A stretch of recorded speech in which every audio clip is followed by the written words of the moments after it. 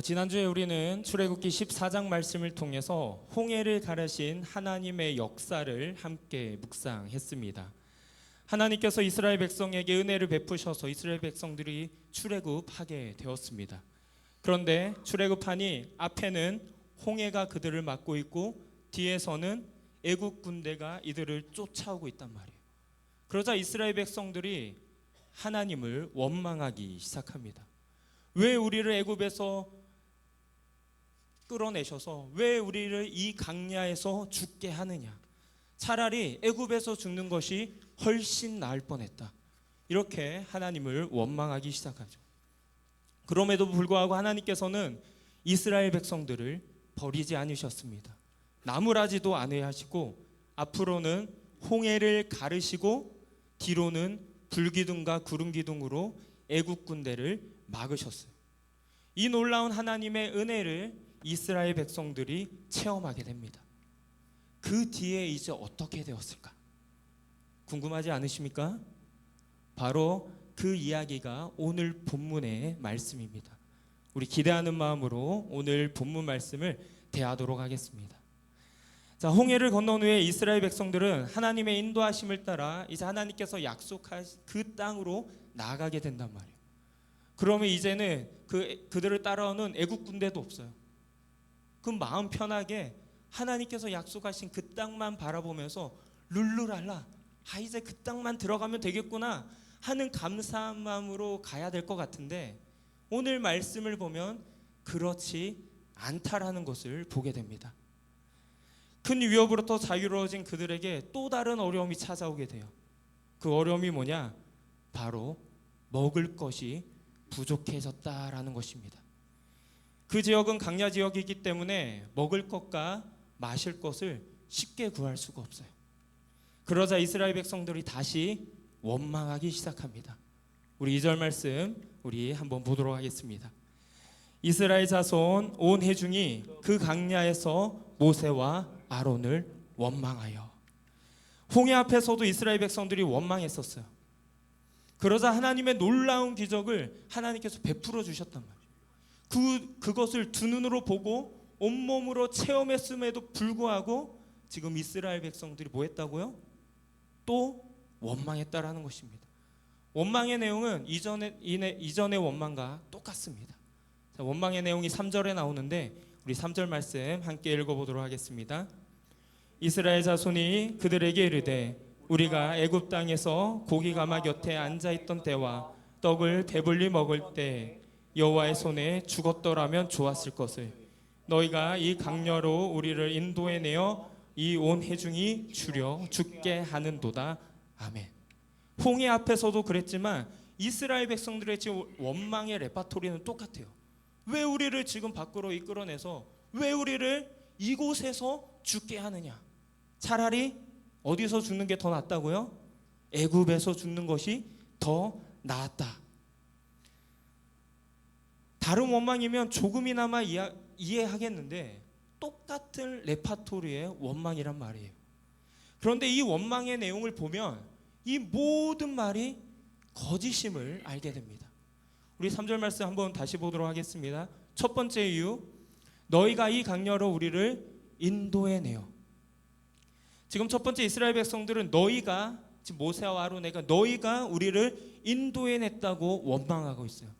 이 말은 즉 우리는 나오고 싶지 않았는데 너희가 우리를 인도해서 지금 우리가 이곳에서 죽게 됐다라는 거예요. 그런데 출애굽기 2장 23절에서는 확실히 이들이 왜 출애굽하게 되었는지 그 이유를 설명하고 있습니다. 우리 2장 23절 한번 보도록 하겠습니다. 여러 해 후에 애굽 왕은 죽었고 이스라엘 자손은 고된 노동으로 말미암아 탄식하며 부르짖으니 그 고된 노동으로 말미암아 부르짖는 소리가 하나님께 상달된지라. 아멘. 이스라엘 백성들이 애굽에서 너무나도 힘들었기 때문에 하나님께 어떻게 했다고요? 탄식하며 부르짖었다는 거예요. 하나님께 우리를 도와달라, 우리를 살려달라, 우리를 구원해달라고 기도를 했다는 거예요. 그 기도에 하나님께서 응답하셔서 이 이스라엘 백성들을 출애굽하셨단 말이에요. 그런데 얘들은 지금 원망해서 뭐라고 얘기했다고요? 너희들이 우리를 이끌어냈다. 우리는 원치 않았는데.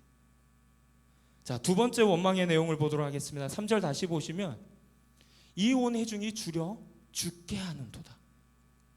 두 번째, 이스라엘 백성들은 왜 이 강야에서 죽게 하느냐고 말하고 있어요. 지금 이스라엘 백성이 죽었습니까? 안 죽었단 말이에요. 하나님께서 이들을 죽게 내버려 두고 계십니까? 그것도 아니란 말이에요.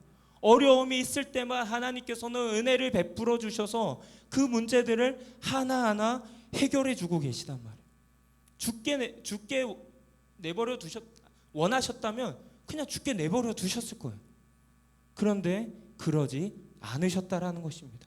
이 또한 이 원망의 내용은 거짓임을 보게 되죠. 과거보다 현재 상황에 붙들려서 살아가는 이 연약한 인간의 모습을 보여주고 있는 것입니다. 그러다 보니 이들이 마지막으로 거짓말하는 것이 있는데, 또 3절을 보시면 이들이 무엇이라고 얘기하고 있습니까? 애굽 땅에서 고기 가마 곁에 앉아있던 때와 떡을 배불리 먹던 때. 자, 이들이 애굽에서 어떤 상태였습니까? 노예였단 말이에요. 자, 노예가 고기를 배불리 먹고 떡을 배불리 먹을 수 있겠습니까? 전혀 그렇지 못했단 말이에요. 아마 지금 고기 가마 곁에 앉아 있었던 것은 아마 애굽 사람들이 먹는 고기 가마 곁에서 아마 지켜봤던 그때를 상상하는 것 같아요. 그 기억을 지금 왜곡하고 있는 것입니다. 기억에 조작을 하고 있는 것이죠. 어떻게든 자신의 주장을 끼워 맞추려고 지금 이 이스라엘 백성들은 원망을 하며 거짓을 내뱉고 있습니다. 자, 여러분, 이 원망이 지금 합당한 원망입니까? 이 원망이 합당하십니까? 원망에 대한 확실한 근거라도 있으면 하나님께서 조금이라도 미안하실 것 같아요. 그런데 이 모든 것이 거짓이잖아요. 하나님께서 너무나도 억울하실 것 같습니다. 여러분, 이스라엘 백성들은 앞서 하나님의 기적을 몸소 체험했습니다. 그리고 바로 우리가 읽진 않았지만 바로 15장에서 이들이 마실 물이 없자 하나님께 또 원망을 했었는데 하나님께서 마실 물을 제공해 주셨단 말이에요. 이런 경험이 없었다면 모르겠는데 이들이 출애굽하면서 얼마나 많은 기적을 보았습니까? 출애굽하면서 10가지 재앙, 출애굽, 홍해 사건, 그리고 불기둥과 구름기둥, 이런 여러 기적을 경험했다면 상식적으로 어려움이 닥친다면 어떻게 하는 게 옳을까요? 하나님께 기도나 간구를 하는 것이 상식적으로 옳을 것 같은데 이들은 뭘 했다고요? 원망을 했다라는 것입니다. 기적이 한 번도 없었다면 원망하는 거 조금이나마 이해할 수 있겠어요. 그런데 지금 수많은 기적을 보았음에도 불구하고 이들은 기도와 간구를 하기보다 하나님께 원망했다라는 것입니다. 이게 바로 인간의 한계입니다. 인간의 죄성을 확실하게 보여주는 거예요. 인간은 당장 내 앞에 어려움이 닥친다면 하나님께 기도하기보다 하나님을 원망한다라는 것입니다. 우리의 삶을 되돌아보도 그렇지 않습니까? 나에게 어려움이 닥치면 하나님 왜요? 왜 이런 일이 일어납니까? 내가 어떻게 했었는데? 내가 믿음 잘 지켰잖아요. 차라리 이렇게 하는 게 더 나았겠다. 하나님을 원망합니다. 지금까지 우리에게 나에게 베풀어 주신 그 하나님의 은혜를 생각하지 않고 그것을 완전히 잊어버린 채 하나님을 원망하는 것, 그것이 바로 인간의 한계라는 것이죠. 자, 여러분, 하나님이시라면 이 원망의 소리를 들으시고 어떻게 반응하실까요? 자, 저라면 그래, 이제부터 니들끼리 살아라. 이게 처음 원망도 아니었잖아요. 14장부터 16장까지 지금까지 이스라엘 백성들이 3번 원망했습니다. 한국말에 3세번이라는 말이 있지 않습니까? 3번이나 참았는데 그래, 이제 지친다 지쳐. 니들 알아서 해라. 저 같으면 그러겠는데 그런데 하나님께서는요 이 원망을 들으셨다라는 것입니다. 우리 7절부터 9절 말씀을 잠시 보시면, 자 7절에 지금 중간에 무엇이라고 적혀있습니까? 여호와께서 너희가 자기를 향하여 원망함을 들으셨습니다. 8절도 보시면 여호와께서 자기를 향하여 너희가 원망하는 그 말을 들으셨습니다. 9절도 보시면 여호와께서 너희의 원망함을 들으셨느니라. 지금 7절부터 9절까지 연달아서 성경은 이야기하고 있습니다. 하나님께서 어떻게 하셨다고요? 그 원망을 들으셨다라는 거예요. 하나님께서 자기를 향한 이스라엘 백성들의 원망을 들으셨다라는 것입니다. 여기서 들으셨다라는 것은 그냥 귀로 어떤 소리를 들었다라는 것으로 끝나는 것이 아닙니다. 여기서 사용된 단어 히브리어 샤마라는 단어는 그것을 들은 후에 어떤 행동을 취했다라는 것을 뜻합니다. 그러므로 하나님께서 그 원망의 소리를 들으시고 그 문제를 해결하시기 위해 어떤 조치를 취하셨다라는 것을 성경에서는 말하고 있는 거예요. 그 조치가 무엇이냐? 16장에서는 만나와 메추라기라는 것입니다. 먹을 것이 없자 하나님께 그들이 원망했는데 하나님께서 이들이 먹을 수 있는 만나와 메추라기를 주셨다라는 거예요. 다시 한번 말씀드리지만 지금 이스라엘 백성들은 하나님께 기도한 것이 아니에요. 간구한 것이 아닙니다. 이들은 하나님께 무엇을 했다고요? 원망을 했다.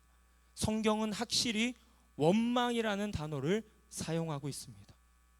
원망했음에도 불구하고 하나님께서는 이 원망에 만나와 메추라기로 선으로 갚아 주셨다라는 것입니다. 하나님께서는 원망에도 응답하십니다. 하나님께서는 원망에도 응답하시는 하나님이시라는 거예요. 그런데 제가 지금 하나님께서는 원망에도 응답하신다라고 말씀드렸지 우리가 원망해도 된다라고는 말씀드리지 않았어요. 잘 이해하셔야 됩니다. 다시 말씀드릴게요. 하나님께서는 우리의 원망에도 응답하시지만 그렇다고 해서 우리가 원망해도 된다라고 말씀드리지는 않았다라는 것입니다. 자, 오늘 말씀에서 하나님께서 이 원망에 왜 응답하셨는지 그 응답하신 이유를 자세히 설명해 주고 있는데 이것이 오늘 말씀의 키포인트예요. 하나님께서 우리의 원망에도 응답하십니다. 역시 하나님은 자비의 하나님이시기 때문에 원망에도 응답하신단 말이에요. 그렇기 때문에 우리는 원망해도 돼. 우리의 원망에도 하나님께서는 응답하셔. 이게 우리 마음속에 있어서는 안 돼요. 자, 하나님께서 왜 이스라엘 백성들에게 원망하셨는지, 왜 만나와 메추라기로 그 원망에 응답하셨는지 하나님께서는 두 가지 이유를 이야기하고 계십니다. 자, 우리 첫 번째 이유는 하나님의 말씀을 순종하는지 시험하시기 위함이에요. 우리 4절 말씀을 한번 읽어보도록 하겠습니다. 그때 여호와께서 모세에게 이르시되 보라 내가 너희를 위하여 하늘에서 양식을 비같이 내리리니 백성이 나가서 일용할 것을 날마다 거둘 것이라 이같이 하여 그들이 내 율법을 준행하나 아니하나 내가 시험하리라. 아멘. 자, 하나님께서 하늘에서 만나와 메추라기를 주신 이유는 단순한 구제가 아니에요. 그래 너희들 배고파? 만나와 메추라기 먹어. 이것이 아니었다라는 것입니다. 이것은 바로 뭐라고요? 순종의 훈련이라는 거예요. 너희들이 내 말에 순종하는지 아니하는지 시험하겠다. 하나님께서 만나와 메추라기를 내리시면서 꼭 어떻게 먹으라고요? 일용할 양식으로 취하라고 했습니다. 매일매일 먹을 수 있을 만큼만 먹으라고 뒤에서 설명하고 있어요. 그리고 안식일에는 거두지 말라라고 이야기하셨습니다. 그냥 먹고 싶은 대로 먹으라고 하는 것이 아니라 룰을 정해 주셨다고요. 다시 말해 율법을 하나님께서 정해 주신 것입니다. 그 말씀에 순종한지를 보시며 인간은 내 마음대로 하는 것이 아니라 내 탐욕과 내 힘으로 사는 것이 아니라 오직 하나님의 말씀에 순종함으로 사는 것을 하나님께서는 가르치시고자 하셨다라는 것입니다. 은혜를 주시는데 그 은혜를 담을 수 있는 그릇이 되는지 준비시키시기 위해서 그러셨다라는 것이에요. 하나님께서 원망에도 응답하신 것은 말씀에 순종하는 자들이 되길 원하셨기 때문이라는 것입니다. 자, 두 번째 이유로는 은혜를 잊은 백성에게 하나님의 영광과 존재를 다시금 기억하게 하기 위함이었습니다. 우리 6절과 7절 말씀을 한번 읽어보도록 하겠습니다. 모세와 아론이 온 이스라엘 자손에게 이르되 저녁이 되면 너희가 여호와께서 너희를 애굽 땅에서 인도하여 내셨음을 알 것이요 아침에는 너희가 여호와의 영광을 보리니. 아멘. 자, 여기서 여호와의 영광을 본다는 것은 하나님께서 베푸신 은혜, 하나님께서 일으키신 그 역사를 보게 할 것이라는 것입니다. 그 역사가 바로 하나님께서 주신 만나였는데, 만나가 갑자기 나타난 것은 하나님의 초자연적인 기적이란 말이에요. 기적이기 때문에 하나님께서 하셨다라는 것, 전적인 하나님의 능력이며 하나님의 은혜임을 보여주겠다라는 거예요. 원망으로 눈이 어두워진 그들의 눈을 다시 밝히셔서 하나님의 은혜를 너희들이 기억하라. 지금 눈앞에 이들이 먹을 것이 없자 그 눈이 어두워졌는데 그 눈을 다시 밝혀서서 하나님의 은혜와 하나님의 영광을 보게 하겠다라는 것입니다. 하나님의 자녀들은 하나님의 은혜로 살아가는 사람들을 말합니다. 우리 마음대로 살아가는 것이 아니라 하나님의 은혜를 기억하고 하나님의 은혜로 살아가는 것, 그것이 하나님의 자녀이기 때문에 하나님께서는 그것을 너희들이 알기 원하셨다라는 것입니다. 그런데 우리가 마지막으로 알아야 할 것이 있습니다. 하나님께서는 원망에 대해 끝까지 응답하신다는 것은 아니라는 거예요. 자, 우리가 출애굽 이야기를 잘 알고 있습니다. 출애굽한 1세대가 다 어떻게 되는지 아시잖아요. 여호수아와 갈렙을 제외한 모든 사람이 어떻게 되죠? 하나님께서 약속하신 그 가나안 땅에, 젖과 꿀이 흐르는 그 땅에 들어가나요? 못 들어가나요? 못 들어간단 말이에요. 출애굽한 1세대 중에 여호수아와 갈렙을 제외하고는 한 명도 빠지지 않고 모두가 그 땅으로 들어가지 못했습니다. 하나님께서 여러 번 기회를 주셨단 말이에요. 출애굽과 민수기 말씀을 보면 이스라엘 백성이 몇 번이나 원망을 하냐면 10번 이상 원망을 해요. 사건 때마다 하나님을 원망한다면, 왜 우리를 이곳으로 이끌어내서 왜 우리를 죽게 하느냐, 차라리 애굽에서 죽는 게 나았다. 똑같은 원망의 레파토리를 말하면서 10번 이상 원망을 했는데 하나님께서는 그때마다 그 원망을 들으시고 응답하셨단 말이에요. 그 말은 즉슨 무슨 말입니까? 하나님께서 이들에게 10번 이상 기회를 주셨다라는 것입니다. 회개할 수 있는 기회, 하나님께 돌아올 수 있는 기회, 하나님의 영광을 볼 수 있는 기회, 하나님의 은혜를 기억할 수 있는 기회를 10번 이상 주셨다라는 거예요. 그런데 여호수아와 갈렙을 제외하고는 아무도 그 땅을 밟지 못했다라는 것이 출애굽기에서 우리에게 알려주는 이야기입니다. 저는 우리 풀향기 교회가 이런 결과를 받아들이기를 원치 않습니다. 먼저 원망하지 않는 교회가 되길 소망합니다. 각자 우리의 상황에서, 그리고 우리 교회의 상황을 보면서 원망하기보다 하나님께 기도와 간구로 나아가길 원합니다. 원망할 수 있어요. 우리도 인간인지라, 너무나도 연약한 인간인지라 하나님께 원망할 수 있습니다. 그리고 하나님께서는 자비 하나님이시기 때문에 이스라엘 백성들에게 그 원망을 들으시고 응답하신 것처럼 우리의 원망에도 응답하실 수 있단 말이에요. 혹시 원망했는데 하나님께서 응답하셨다? 그것은 뭐라고요? 우리에게 기회를 주시고 계신다.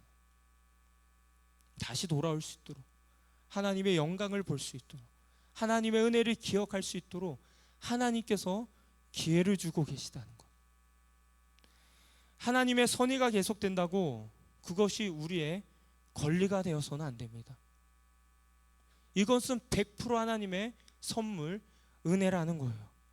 원망이 우리의 습관이 되어서는 안 됩니다.